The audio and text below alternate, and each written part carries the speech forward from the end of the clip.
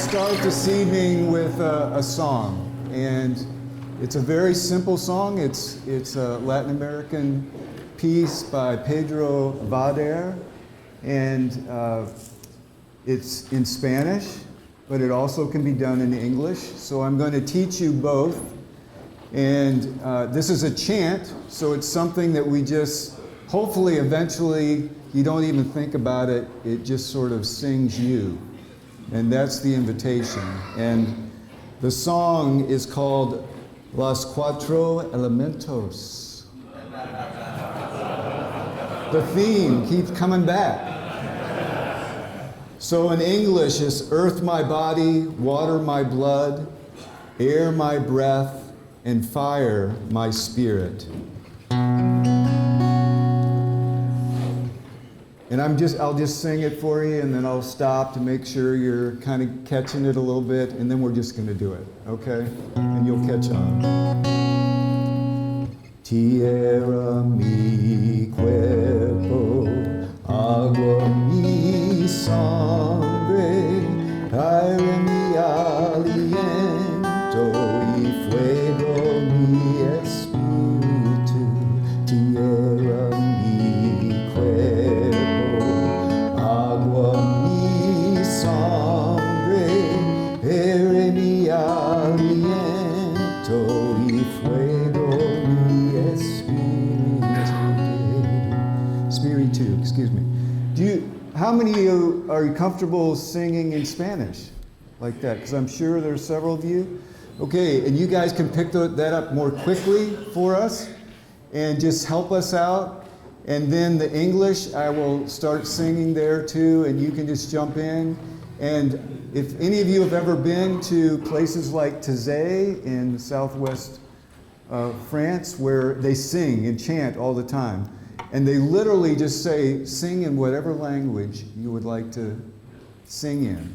And so all these voices, a cacophony of voices come together. So it's okay for you to sing in English and then sing in Spanish, or if you'd like to, in your own native language or another one you know, just jump right in. And then if you don't even want to sing, you can just listen and receive the gift from your brothers here. Just say your way through them one more time, not while I just say it. Yes. Earth my body, water my blood, air my breath. Sorry.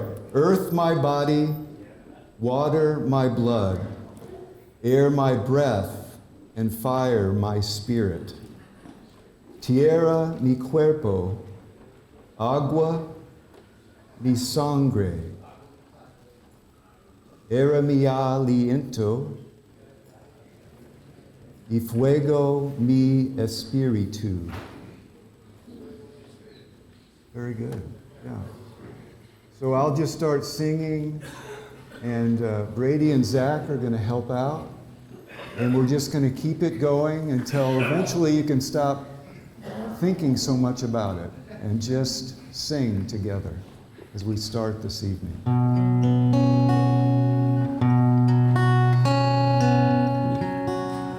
Tierra mi cuerpo, agua mi sangre, aire mi aliento y fuego mi espíritu. Tierra mi cuerpo, agua mi sangre, aire mi aliento y fuego mi espíritu. Tierra mi cuerpo, agua mi sangre, aire mi aliento y fuego mi espíritu. Tierra mi cuerpo, agua mi sangre, aire mi aliento y fuego mi espíritu. Earth my body, water my blood, air my breath,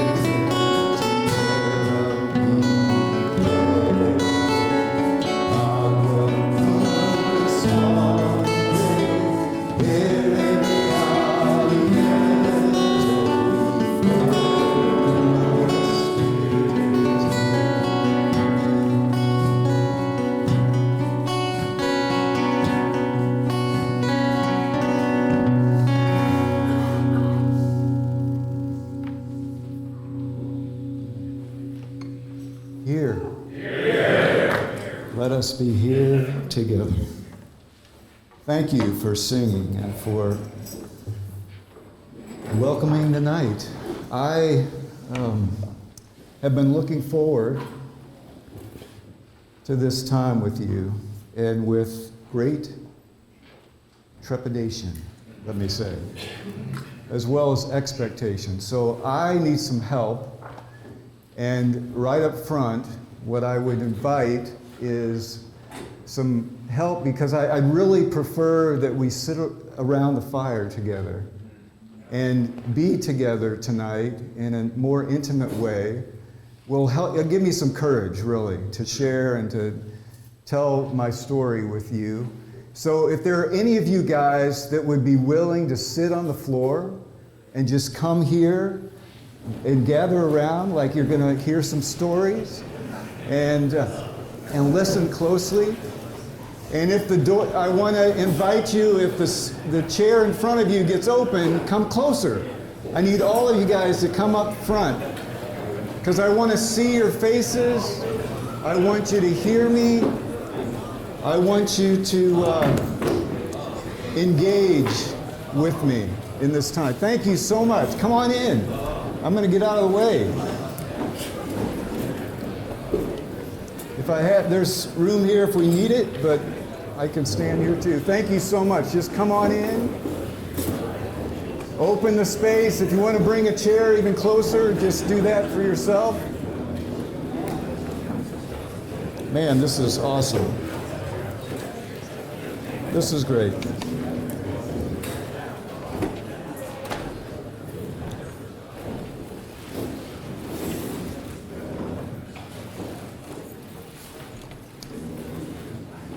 Okay, I want to invite you to just get comfortable. I would like you to join a visualization with me, an imaginative experience. And this experience is something that I want to share that actually happened. To me, it was on Labor Day weekend, on Labor Day. And I live along the Shenandoah River and along the Appalachian Trail. Not too far from here, really. I'm used to going to Albuquerque. It was really nice to drive an hour and a half to get here. And on Labor Day, my wife, Kristen, and my son, Andy, said, we want to go kayaking, and would you go with us? And I said, you know what? I really would rather not. It's really hot, but I'll help you get there. So we loaded up the truck, and we drove. It's about a mile from our house to get to the Shenandoah River. And we loaded up the kayaks and we went together. And so what I'd like to do is just invite you to close your eyes and imagine that you're just with me. And we get there, and Kristen and Andy get in their kayaks, and they've begun to float.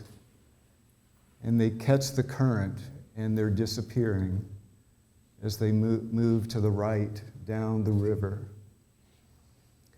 And I had plans to just jump in the truck. And instead, I recognized that I needed to be outside, and I needed to be by the river. And I also needed to be below the clouds that were just moving gently through the sky. It was a hot day, but I was under the trees. And it was an unlevel bank, so I could just kind of sit on my feet or just sit back eventually in the mud a little bit. But I invite you to just sit with me. Let's see what happens. Within a moment, a bald eagle came right at me from across the river.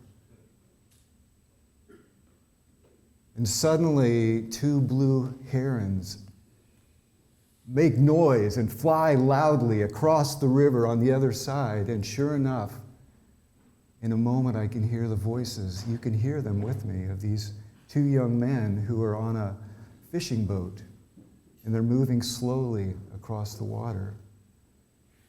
And moving even faster than them is a young woman on her own kayak, and she's talking to them, and I can hear her oars flap, and she moves by, and then suddenly it's just us. It's just us. There's a cormorant that darts across and living or flying along the river upstream as fast as he can move. You can suddenly hear all kinds of different wildlife. There's a hawk screeching across the river. It's far away. And then in a moment, this huge red-tailed hawk is right above us. And then I hear a kingfisher. And there it is. It lands in the maple tree right below where we're sitting and sings. And then dives into the water. And then up the river he goes. The time was sacred. I needed that time, and I didn't even know how much I needed it until I sat there long enough to stop thinking about things. It's kind of like that song. You sing it long enough, you don't have to think about what you're doing. It literally sings you. And that happens over and over and over again when I sit with Mother Nature. But for whatever reason, it's just, I'm too busy. And I'll tell you what I was feeling was, I got to figure out what I'm going to say tonight. And honestly, I told myself, I'm going to stop trying to figure it out. I'm going to trust Hagia Sophia, Holy Wisdom, Mother Nature, the anima, the female energy within myself, within this more than human world. And I started thinking about that because I knew we were going to talk about that, and because this has been coming up for me over and over again because of what's happening in my life. And these are things that have been important to me for a long time, but all of a sudden it's like, well, they're really important all of a sudden. And I'm trying to figure out, how can I go deeper? How can I go deeper with these things? And we've been doing this kind of work for a long time in Illumin. And I'm so glad to be here together with you and to have the time outside. And I want more of it.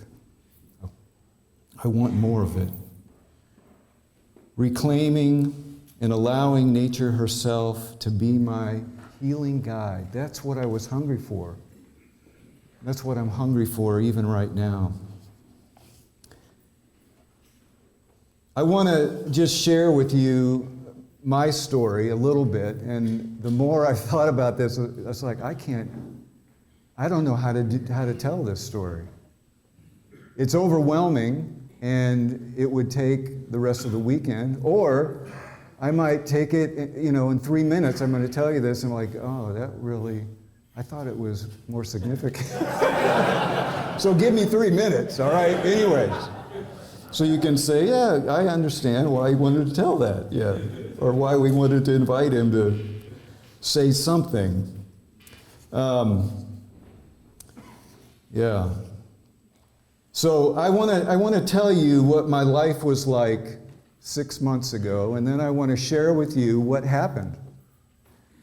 And then I want to tell you a little bit about what my life is like right this minute. And I can tell you that this is hard for me. I've done a lot of this kind of talking, and my work with Illumin has included me being a part of these programs and part of the MROP teams, and all of a sudden I don't know if I can do it anymore.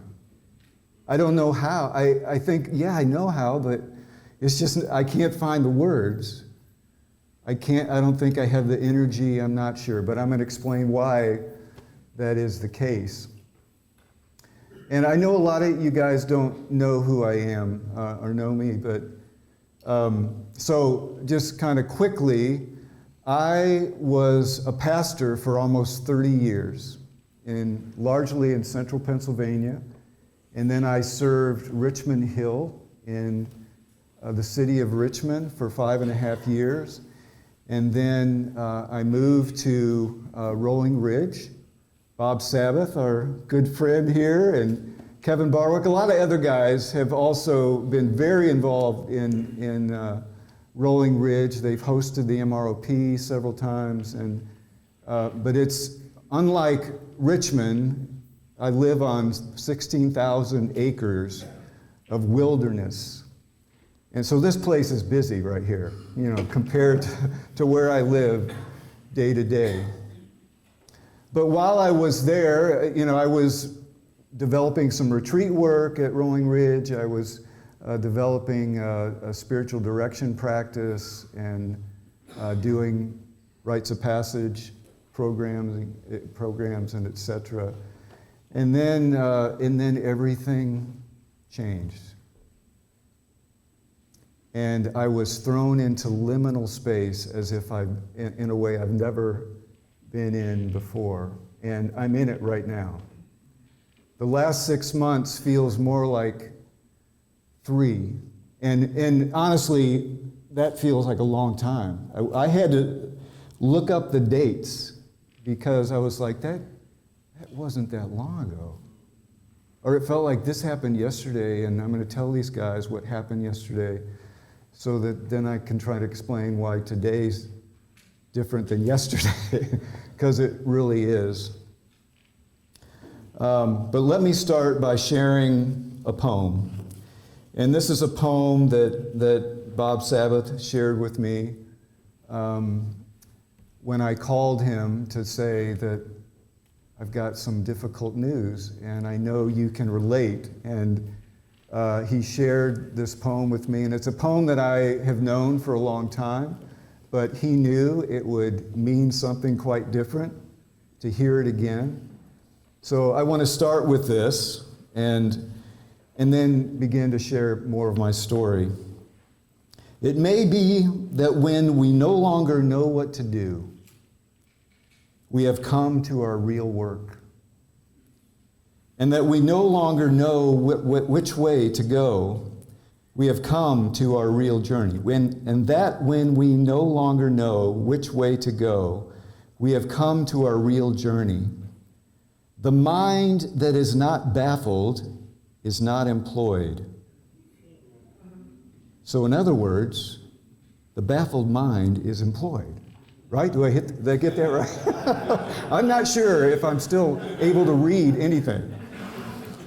But that makes sense to me. The mind that is not baffled is not employed. The impeded stream is the one that sings. It may be that when we no longer know what to do, we have come to our real work. And that when we no longer know which way to go, that we have come to our real journey. The mind that is not baffled is not employed. The impeded stream is the one that sings. Yes. Here, yeah. So, what happened? I don't know exactly when, but I think it was the middle of March. I had an experience of aphasia. And I'm not even sure I knew what that word was, so I'm going to say it just so it's clear. And that is that sometimes we have a thought that comes to our mind and we're going to speak it, but we can't put it out in words. And I was literally talking to myself that day. So it was kind of, that's sort of weird right there, right? So I kind of giggled because it literally tickled me. And it happened in a second. Like I had this thought I was going to say, and I don't even know what it was, but I couldn't say it. And so I thought, maybe I'm 61. So maybe this happens, I don't know. Some of you can tell me. And I thought, well, this kind of stuff I'm changing, things happen. And then I just sort of noted it, and I knew that Kristen would say, if I told her what happened, she'd be like, did you call the doctor? So she was away, and I thought, well, I'm going to call the doctor if it happens again. Okay? So I'm now telling her this for the first time. No, that's not really true. She's watching, she told me. So 2 days later, we had company, and it happened again, where I was talking to the company, and I was trying to say something, and I couldn't find the word to and it was simple, like, how was your day? And I just couldn't, I had to find the word. So I called the doctor the next day, and I got an appointment, and it took a few days to get to the doctor. It was probably another week. And I went to the doctor, and this is a new doctor, because I'm new to the area. And I told her the experience, and I thank God she really listened to me carefully. And I'd said, this doesn't seem like it's a big deal necessarily, but this is odd for me.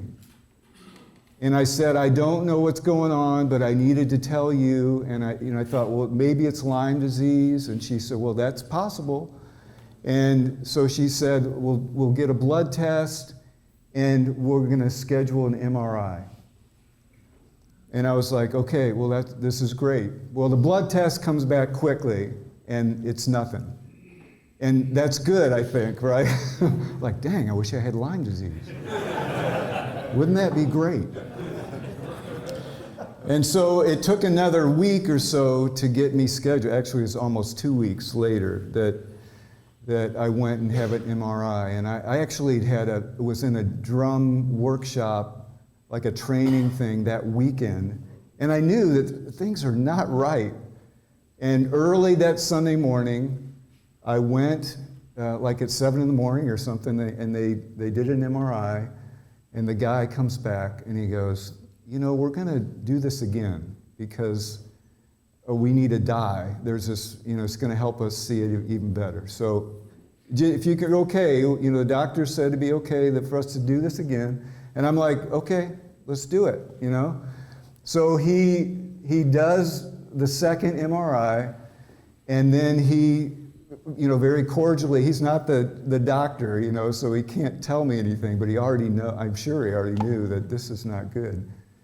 And that day, I get a call from my doctor, and she says, I'm so sorry. She said, they found a mass on your brain, and you need to go to see the neurosurgeon tomorrow, and we've already got it scheduled. And Kristen and I we're on the front stoop of our house. We basically live in a cottage, just a beautiful little place in the woods, and we just kind of, we don't really know what's going on, but we know it's serious. And so the next day, we go to the doctor's office, and it's me and Kristen's got like her little notepad. She had her computer, I think, with her too. And anyways, we get with the doctor, and this doctor this is what he sounds like. He's like, oh my God, like, oh, he's like, he thinks he's really calm, but it's like, what? I'm thinking, I'm going to pray for this guy. What he needs is to sit with me by the river. I don't care what he's telling me. This guy needs a break. This is hard. I would hate to be in his shoes. I'm thinking, man, I wouldn't want to tell you something like this either. But it's okay. I just want to hear what you're able to tell me. And it wasn't good, right?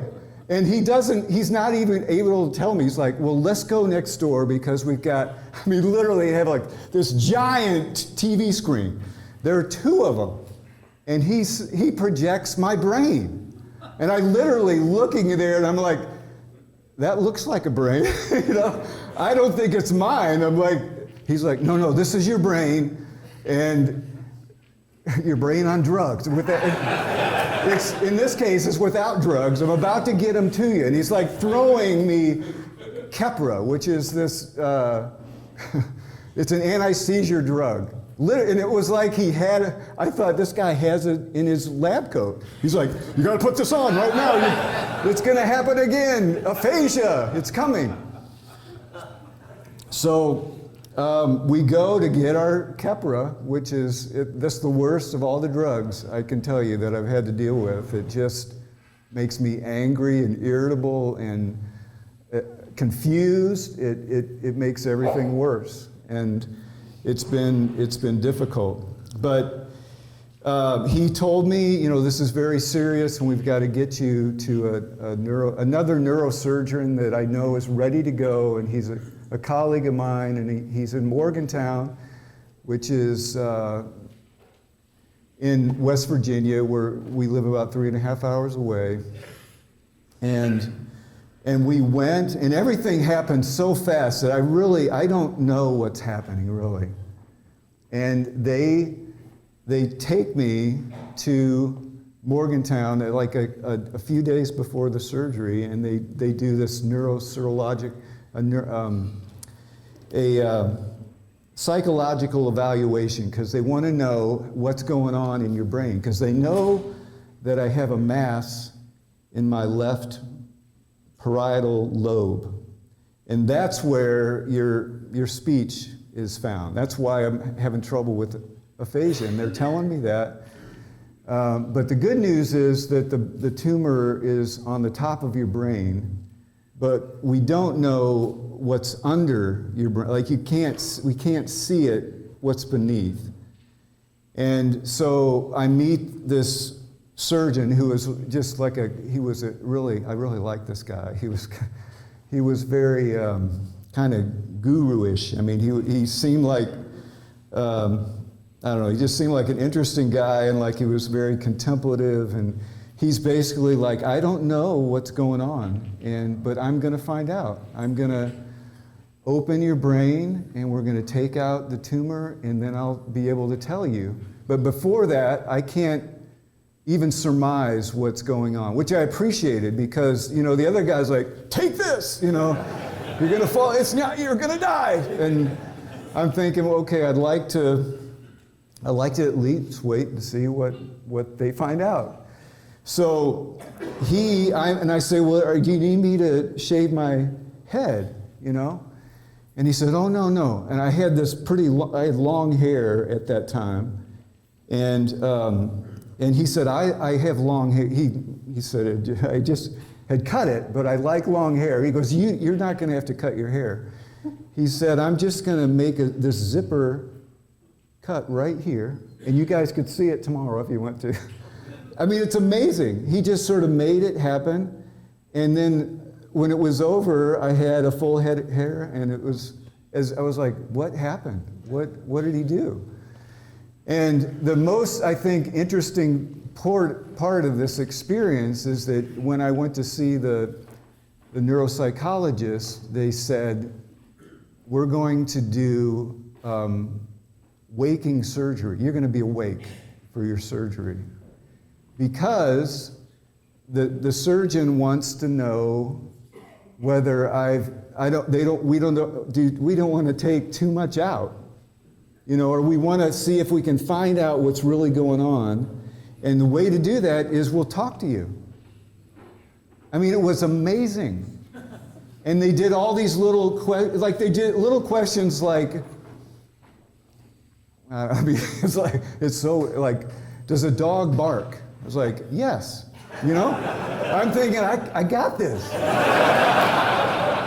I mean, really, there have been a lot of things I thought, I don't got this. And then went through this whole list, and they had like stick pictures and all, and they literally said, "This is what we're going to ask you, and we want to know if you can answer these when you're under or whatever." So I'm in surgery, and all of a sudden, I was asleep, and then they woke me up. And I remember, and they literally, you know, they said, you can't move. We're going to actually, they had me stabilized, but it was very pleasant. I'm sure it was drug-induced. I just started talking, and it was this young woman who, I talked to before, and she said, she told me, you're not going to see me, but you're going to see a screen, and I can put pictures up, and she did that, and I answered the questions. And then I remember her saying, tell me about your sons. And all of a sudden, this big smile came up. I just started, telling her the stories of how beautiful these young men are. And then the next thing I know, it's 2 or 3 days later.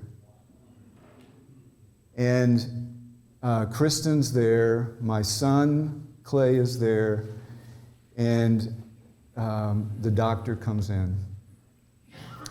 And the doctor, I thought, the guy who's I really like him. But all of a sudden, he looks at Kristen, and he can tell that she's not told me yet what the diagnosis is. And that was okay with me. I didn't expect her to tell me. I was like, just, what do you know? And he literally, I don't know how he did it, but he just sort of, all of a sudden he was gone. And Kristen turned and said, I've got to tell you, unfortunately, that you have a glioblastoma. And then she proceeded to say, I don't really know exactly that much about it, but it's really serious. And they really can't do anything about it. And I want to share this. This is some statistics that I picked up from the National Brain Tumor Society. This past week. But glioblastoma, and by the way, it took me 3 months to be able to say the word. And I still can't remember it, which is part of my symptom. But I'm like, I've always had a hard time with words. Why is this the thing I'm dealing with right now? It's even worse. I just can't get words straight, and I misspell things, and now I'm learning Spanish, and it's really hard. That's why I had to write all the words down, and even in English. One of the most complex, this is glioblastoma. It's one of the most complex, deadly, and treatment-resistant cancers. There will be 14,490 Americans expected to be diagnosed this year. The 5-year survival rate is 6.9%. The average length of survival is 15 to 18 months. I'm 6 months in. Wow. And it's hard to hear that news. And I tell you this partly because I want to be honest with you guys. I want to be honest with myself, right? I want to be real. I need to be real about this. Because it's very difficult for the doctors to tell me anything. They kind of say, well, we're going to do this, we're going to do that, we're going to do this. And I'm like, well, is that going to help? And then they sort of, somehow they get, like my surgeon, they're sort of all of a sudden gone. Like, if I do that, how long will I live? And usually the answer, if I press them, it's months. Like there's a cap that you can use that has electrodes, and you wear it for 18 hours a day and have a battery pack, and it can be very helpful. But when I said, well, how long would that give me an advantage? They said, well, typically people live 3 more months with that. But then you have the issues of, quality of life, and that's the kind of stuff that I'm dealing with right now.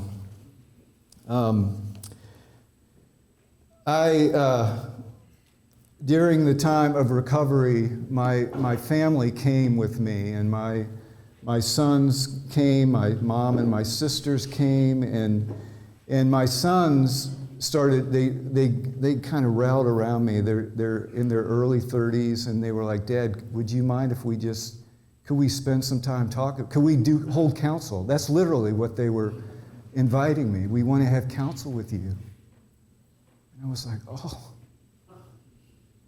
my sons want to just sit down and tell stories and hear about what's going on. And then we had this Caring Bridge thing that this website, and they didn't do this for that. They did it because we want to have these conversations with you, Dad. They knew how serious it was before I did. And they were like, can we just talk to you? We have some questions we want to ask of you. And I was like, yes. And then it came up somewhere, could we share this out for friends? And I know a lot of you have read some of these conversations. It's beautiful. But the first question they asked was, where are you finding joy in your life? And I want to say that one of the first things I said, it's just being with you guys right now. The intensity was unbelievable. I mean, I felt overwhelming joy for you guys, like this work and my life. I felt like I've lived a full life. I am so grateful. And look at these beautiful young men who are part of my life. And they reminded me that when I had this question and answered this question about, my life, I said that I remember being in bed after the surgery, my mom and sisters who came from all over the country, and my sons were there, and I could just hear their voices in the other room. And I was comfortable. I was just sleeping. I probably slept most of the time they were there for the first, at least couple weeks. And I remember thinking that I'm debilitated right now, and I can't get up. But it was so joyful just to hear my sisters laughing in the other room. And when I said to them, I feel debilitated, I said, I feel decapitated. Which is not the first word you want to speak right after you've had brain surgery.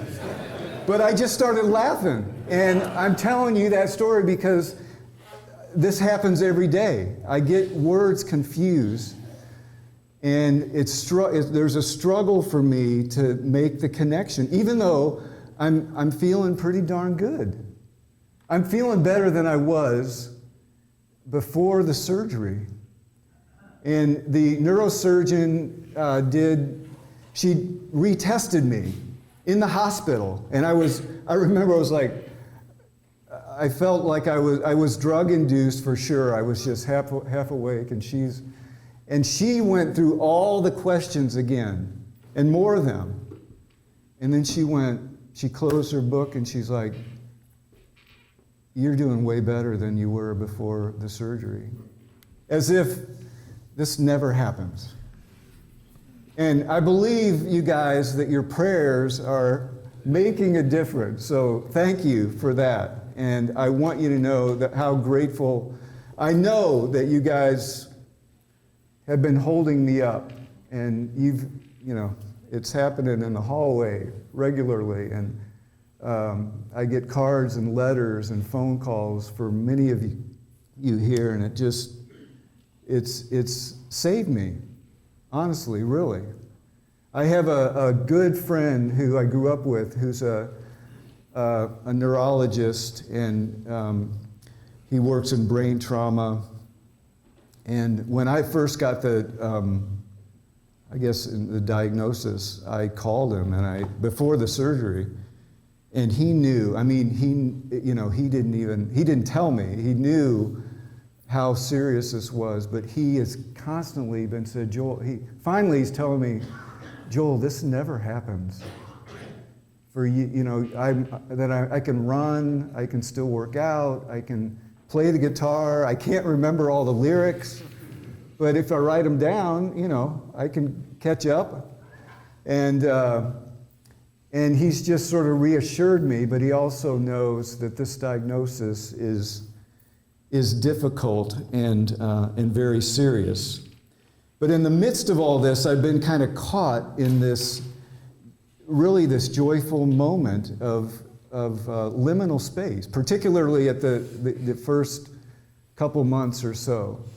And a friend posted right after that when he heard some of the answers, you know, from the question about where does joy come from for me right now, and you know, and I shared about my family and about being outside and memories of my life. I mean, you know, like I literally have rehearsed things that I've never thought about as well, that all of a sudden it's like, oh my gosh, what a great life I've had. And it's just been overwhelmed, and I'm so thankful for everything.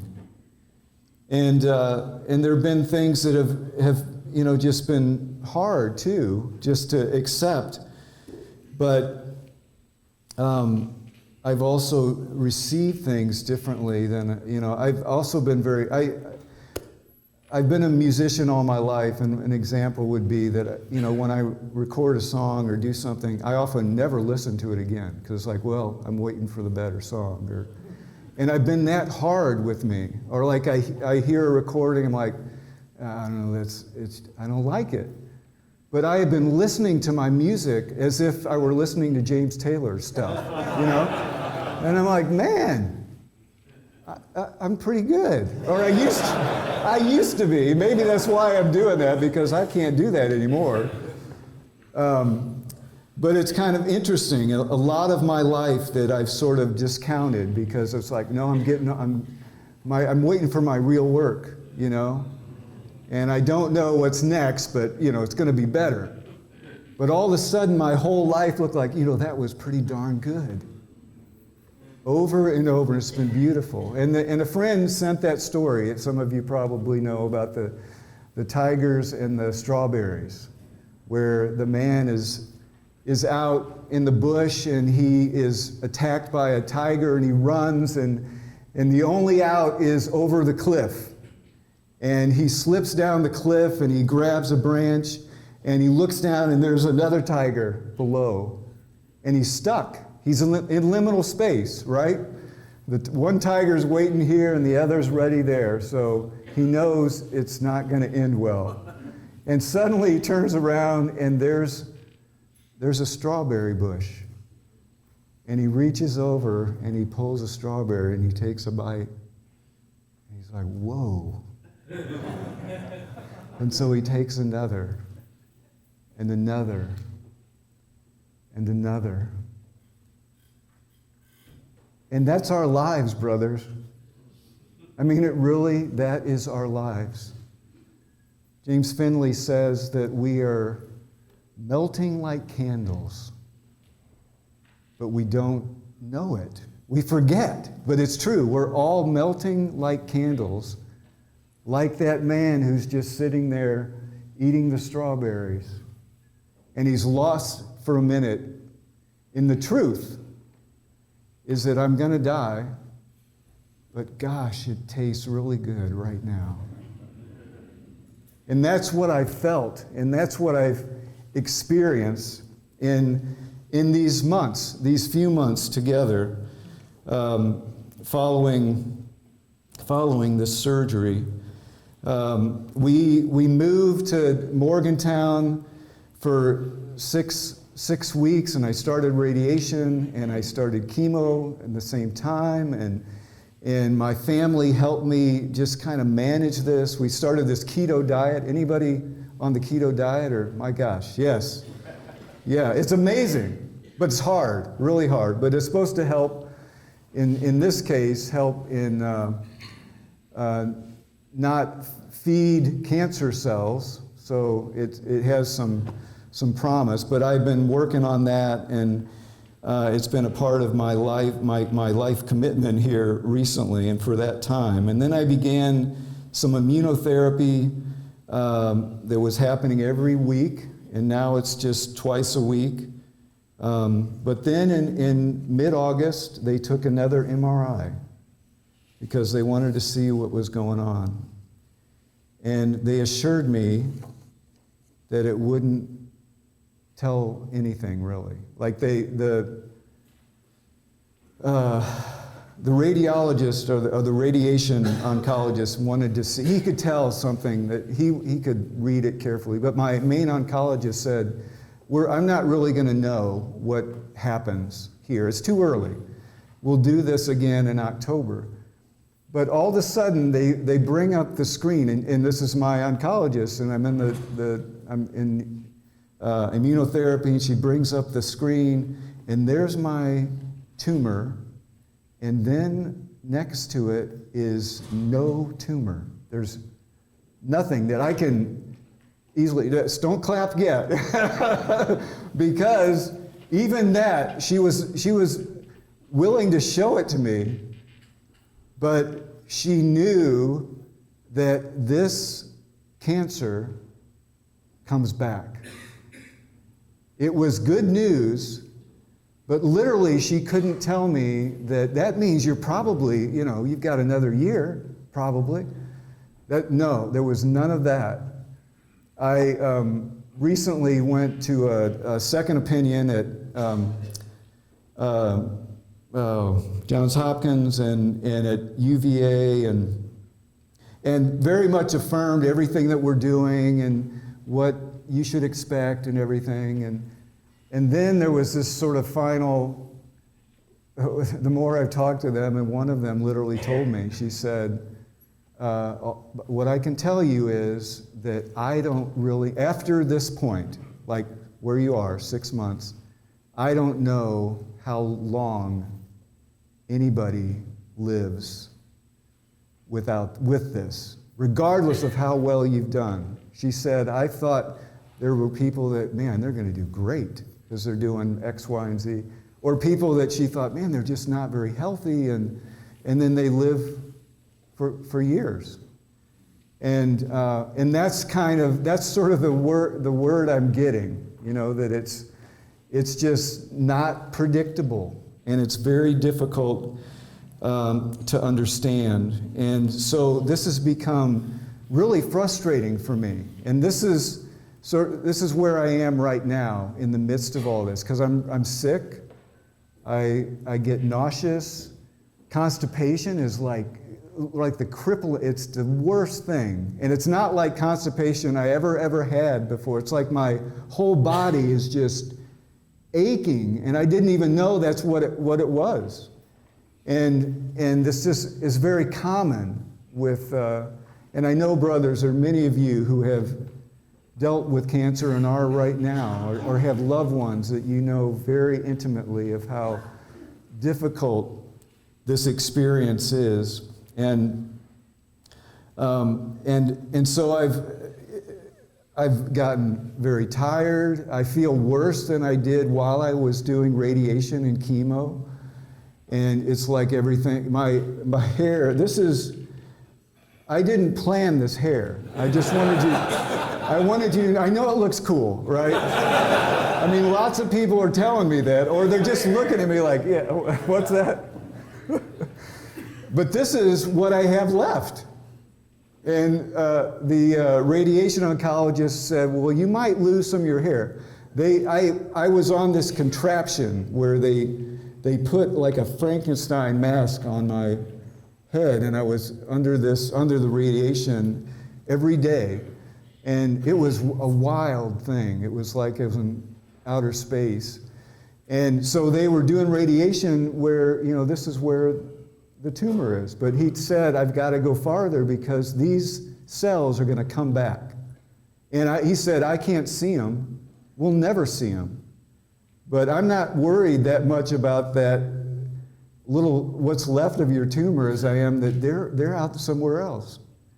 And he said, eventually you're probably going to lose some of your hair. And then like this fell out, like 3 weeks out. I was like, oh, that's cool. Let me go to see the barber. And I was like, let's just shave whatever you can, but keep the rest.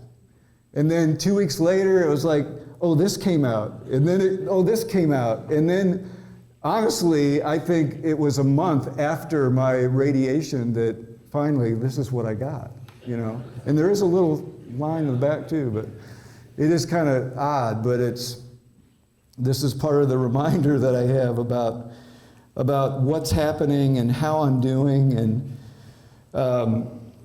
And so one of the main lessons for me has been, and this is part of what I want to share with you, is just that it's very frustrating because I can't fix this. And I really didn't think I was much of a fix-it person anyways. But I recognize that there's so much of my life that I've thought I've been in control of that I cannot get my hands around right now.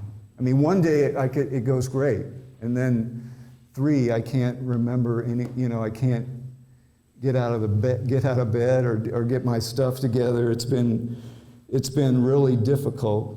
And I recognize that this is masculine energy stuff that I've been preoccupied for a long time. This desire to fix things, to take control, to get my life back. And right now it feels very differently, that I've turned more attention to my feminine energy that we've been talking about and hearing about and learning about and experiencing out in the woods together. That this has been really important for me to get in touch with my anima, my soul, the female strength in my life, because she knows that, no, you can't control all this. You've got to let things go. You've got to trust in something else. And it's not that, there's a yin and yang here, that they do go together. But I have to get around, I've got to be able to accept the truth that I can't fix this. I can't change, and I don't know what's coming next. And it's been really difficult. And one of the next questions that my sons asked in our council together was, what are you afraid of, Dad? What's scary about this right now? And I share with them that it's the uncertainty. I don't really know what's going to happen. I don't want to lose my relationship with them, with my grandkids, with Kristen, with my family. And it's just sort of strange to realize I've got limited time, very much, based on what they won't tell me, right? And I've experienced loneliness in a way I've never experienced, and depression and sadness and grief, and it's part of my life right now. And I recognize that's healthy. I need to let it in rather than, I make it worse when I struggle with that. Carl Jung taught about searching for the meaning of your life. And to be able to do this, it requires that you be willing and be able to confront your fears. And this is very normal because fear is a very normal emotion, human emotion. And when we are willing to find the courage, then things can change. When we have courage and boldness, and then you're willing to take a risk to step out, which I think very much our work as illumined men have been about helping each other find the courage and boldness to do something significant with your life and how you care for yourself and how you serve others. And it requires that we take a risk, we take some courage, we face our fears and recognize that's just part of life. And I want to share, I'm about to wrap this up, but I wanted to share that my father-in-law passed away less than 3 weeks ago. And he is one of the most beautiful people I've ever known. sweet, warm, present, playful. He was 91, almost 92. And a fly fisherman, stained glass window builder, and he was a world-class scientist. He was a reproductive physiologist working with animal science, and helped divide. He did amazing things, and he was just so pleasant to be with and fun to be with. And he was a dog whisperer. Yeah, he's got a golden retriever. He's had a dog as long as I have known him that just sits there with him all the time. Unbelievable. And he got very sick, and he was struggling, and he wanted to stay home, and did that for forever, even though the kids were like, you need to get more help. And then 3 weeks ago, he was like, I'm going to leave the hospital. It was tough. And he just said, I'm ready to go. And I thought, that took a lot of courage. And he went home, not knowing what was going to happen. And then my wife calls me, and she tells me that, the kids are here. And I knew she was on her way. And they had a hospice nurse, and they're in their bed, and Anne, my mother-in-law, slept with him the night before, and the kids were around him, and she has Parkinson's. I mean, she's near the end of her life as well. And then Kristen tells me that Wendy, his older sister, her older sister, and there are 5 kids, so they're all surrounding him, and he slips, out of consciousness. And then his breathing becomes labored, and Wendy said, Dad said, I want you to do one more thing for me. I want you to text my grandkids.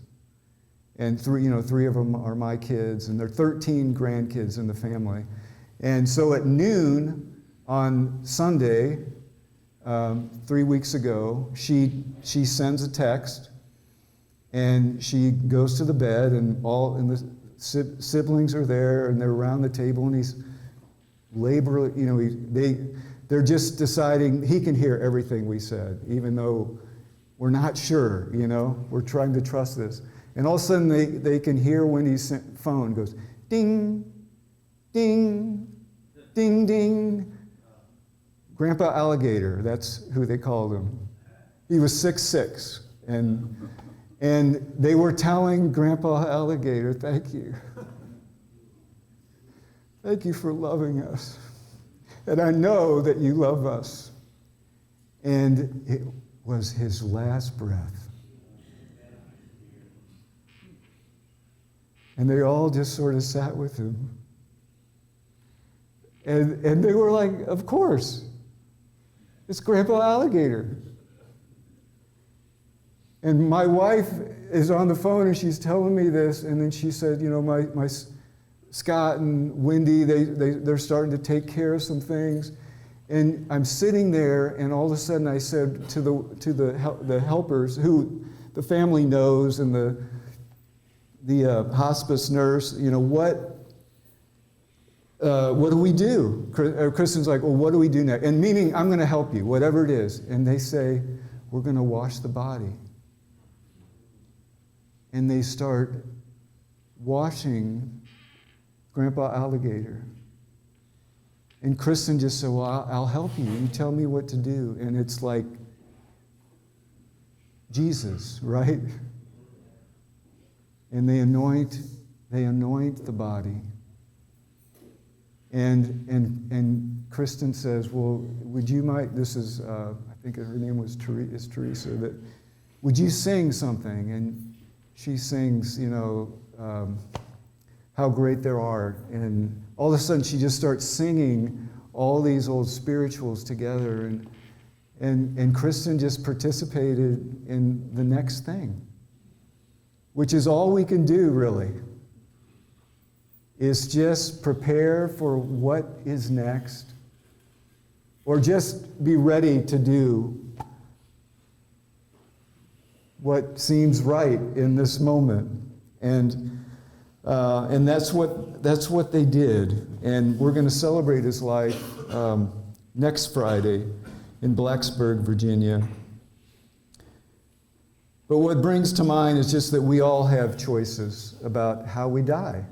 We really do have the same choice, how can we live right now, right? They both go side by side. And I'm beginning to have those conversations more with my family, what does this mean for me?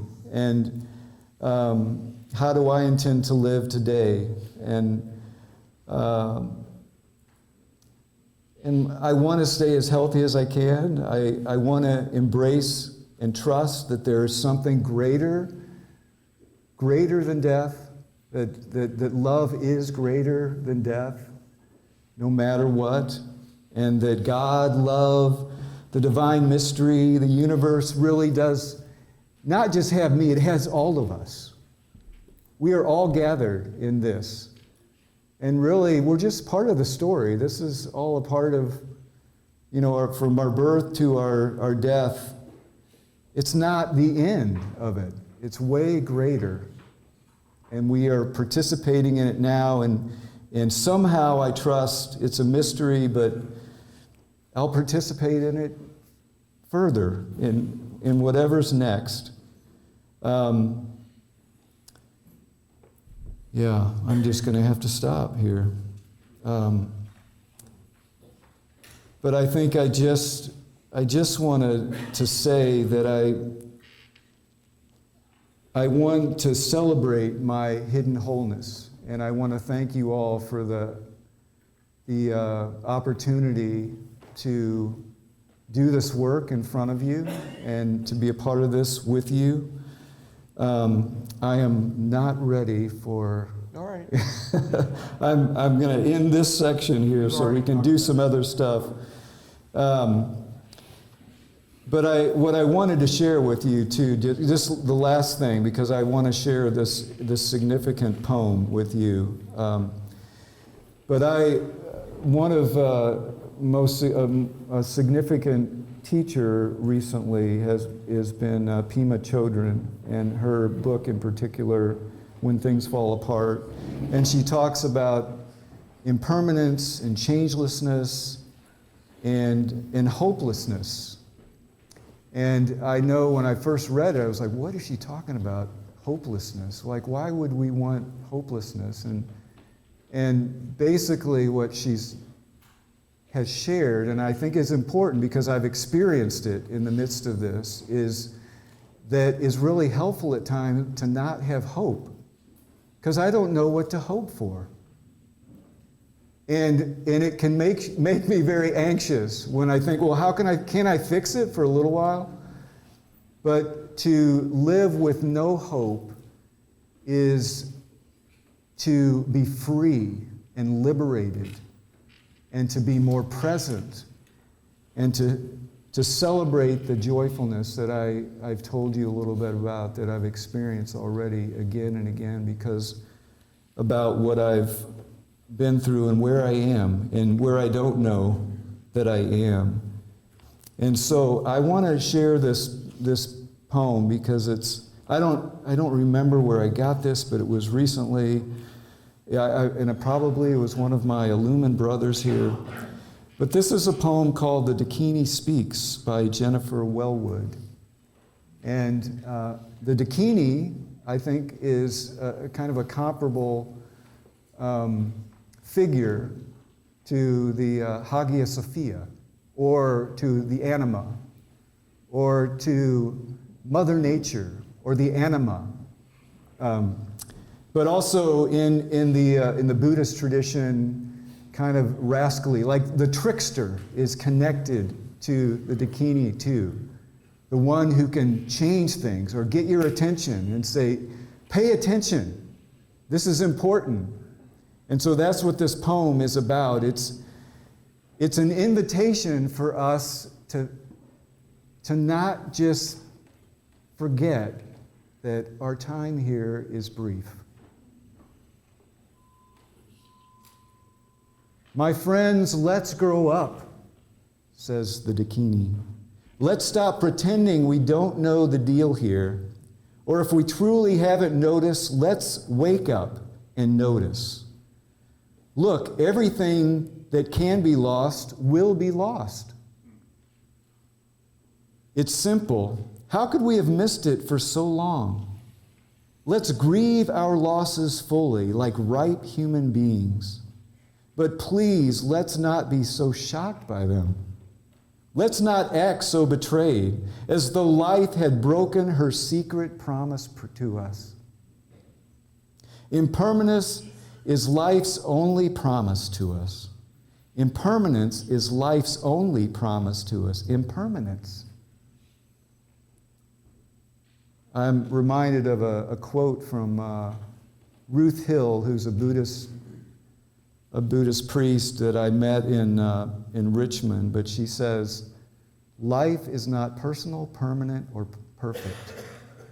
Life is not personal, permanent, or perfect. And if you remember one thing, that's probably it right there. So impermanence is life's only promise to us, and she keeps it with ruthless impeccability. To a child, she seems cruel, but she is only wild, and her compassion exquisitely precise, brilliantly penetrating, luminous with truth. She strips away the unreal to show us the real. How often we get caught up in the unreal. This is the true ride. Let's give ourselves to it. Let's stop making deals for a safe passage. There isn't one anyway. And the cost is too high. We are not children anymore. The true human adult gives everything for what cannot be lost. The true human adult gives everything for what cannot be lost. Let's dance the wild dance of no hope.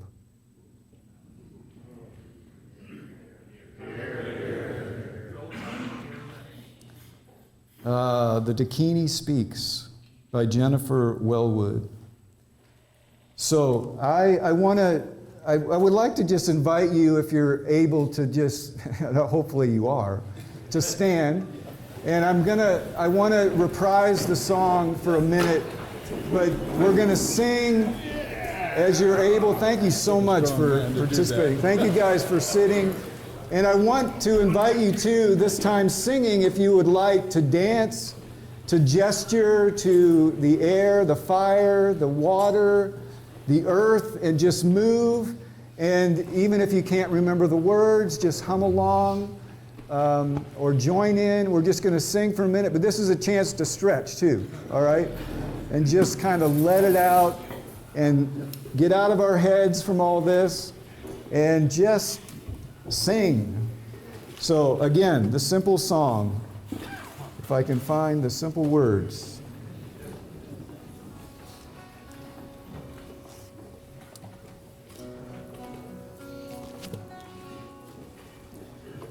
Tierra mi cuerpo, agua mi sangre, aire mi aliento y fuego mi espíritu.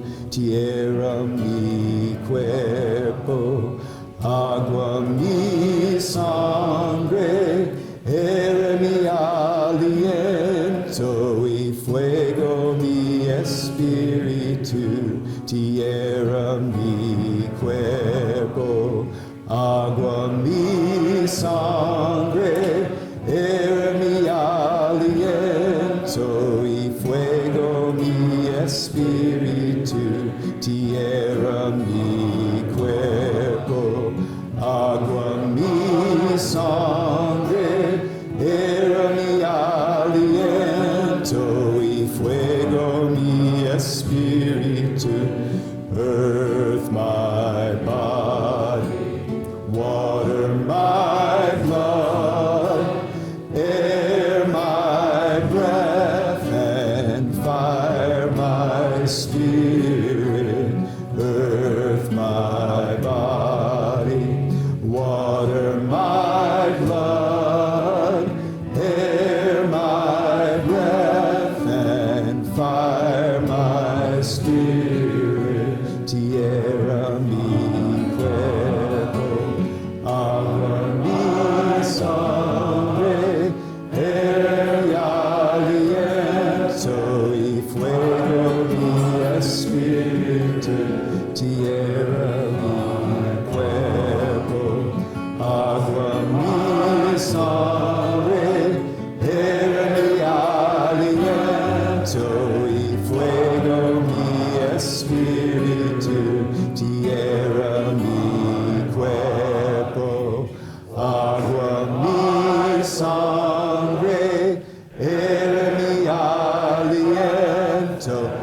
fuego mi espíritu.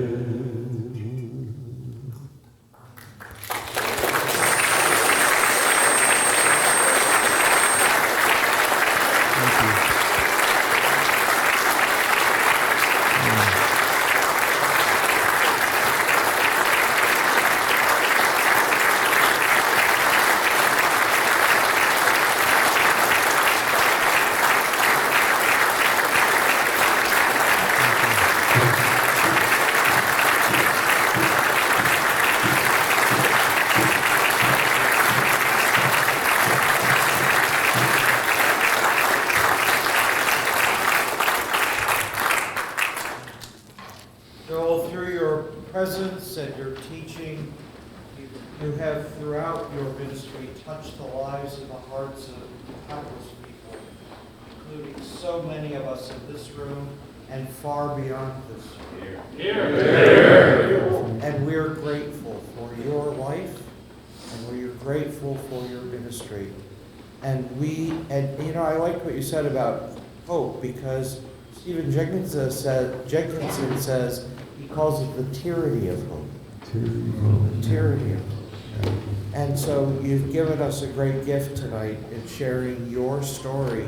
And you know what? When you weave those MROPs and all of that, and we do those 5 hard truths, you live it. You don't just say it. And I thank you for that. So we want to give you a gift, and we want you to step out here, and all of you who can get close, come by and gather around Joel and put your hand on him. For those of you who can't actually touch him, touch the person next to you who is reaching forward, and we will offer our prayer.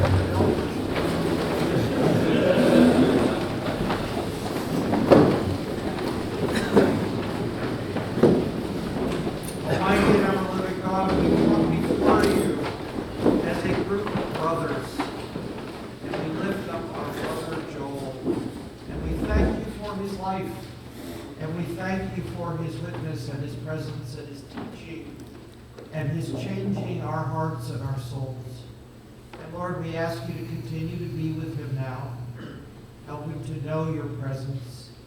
Lay your healing mantle about his shoulders and give him strength and courage and the wherewithal that he needs to know that he can get through until the day that he breathes his last, and that he is surrounded and bathed in love.